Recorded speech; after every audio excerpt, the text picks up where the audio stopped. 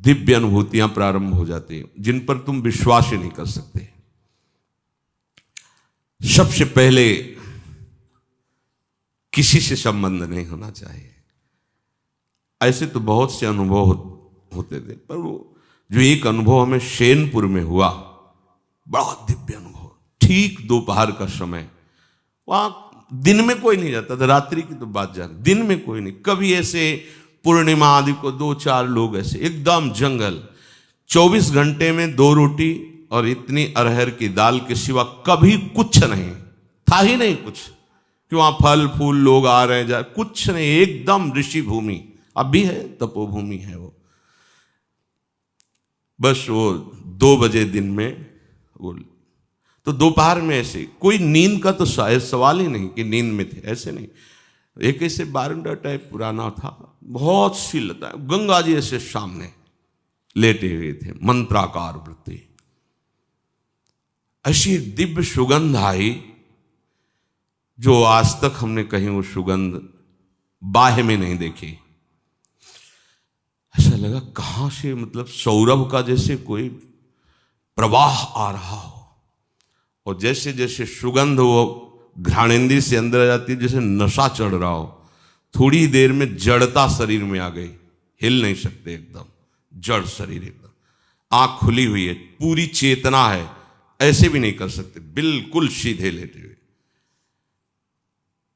और ऐसे लेटे लेटे गंगा जी के दर्शन हो रहे थे।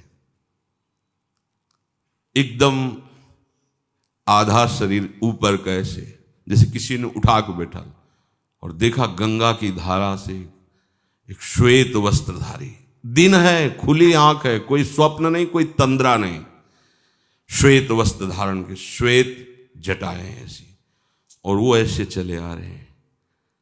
देख रहे आए और गोद में से सर रखा, ऐसे ऐसे कर रहे, मस्तक को इतनी हम का इन्हीं के अंग से सौरवा, और कुछ बोले थे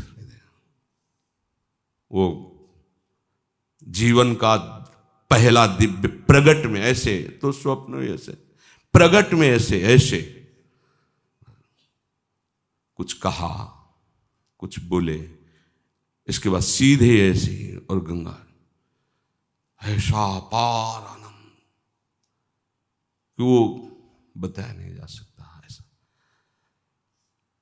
जब आप उस सीमा को पार कर जाएंगे जहां कहीं किसी से अपनापन नहीं, शरीर से भी नहीं, वहां सैकड़ों बिच्छी ऐसे घूमती थी जैसे काले चींटे घूमते ना, भूरे काले चींटे, ऐसे बिच्छियां घूमती थी, बिच्छखापर, सांप, कई तरह, जंगल पुराना, गंगा जी का एकदम किनारा ना, कभी भी कुछ भी हो सकता है वहां।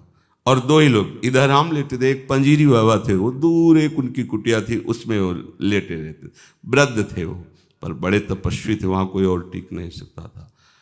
अनुभव, अपनापन जब तक शरीर से, तब तक दिव्यता का अनुभव नहीं। हम बहुत अंदर लालायित रहे कि इनसे पूछे आपको का परिचय पे, हिम्मत, मतलब वो एकदम ऐसी जड़ता भाव थी कि हिम्मत ही नहीं पड़ रही थी पूछे। बाद में पता चला, वर्षों बाद में पता चला कि अमुक अमुक महापुरुष प्रकट होकर के बताया। भगवान आकर्षण पैदा करने लगते हैं, भगवान आकर्षण पैदा करने। उसी के बाद फिर भाई जी महाराज राधा बाबा का दर्शन ऑफिस में हुआ, नेतृक साहब ने ऑफिस प्रकट है, ऐसे भाई जी करके, ऐसे क्या जानना चाहते हो, ऐसे चश्मा ऐसे कर, और पूज्य राधा बाबा बगल में बैठे हैं। तो उसे यही प्रश्न किया था, श्री कृष्ण की प्राप्ति कैसे होगी? ऐसे देखे और बोले, जब श्री कृष्ण बन जाओगे तो श्री कृष्ण की प्राप्ति हो जाएगी।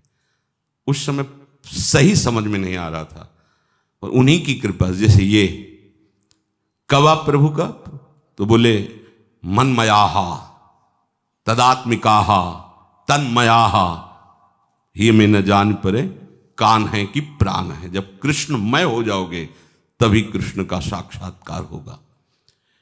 फिर तो झड़ी लग जाती है अनुभवों की। वृंदावन तो चमत्कार का समुद्र है, फिर किसी को समझाने की जरूरत नहीं थी कि भजन करो, भजन आनंद प्रदान, ये सब बहुत, फिर वो तो नशेबाज हो जाता है। प्रभु के नाम का नशा, प्रभु की लीला का नशा। देखो, नशा कहने में लगेगा कि कैसी बात, आशा बसन व्यसन, व्यसन में नशा, व्यसन या तिन्हीं रघुपति चरित होए तहाँ सुनहि। यही आशा है, यही उनका जीवन है और यही उनका नशा है। क्या जहाँ भगवत चरित्र हो रहे वहाँ जाकर उनको सुनना या भगवत चरित्र गायन करना।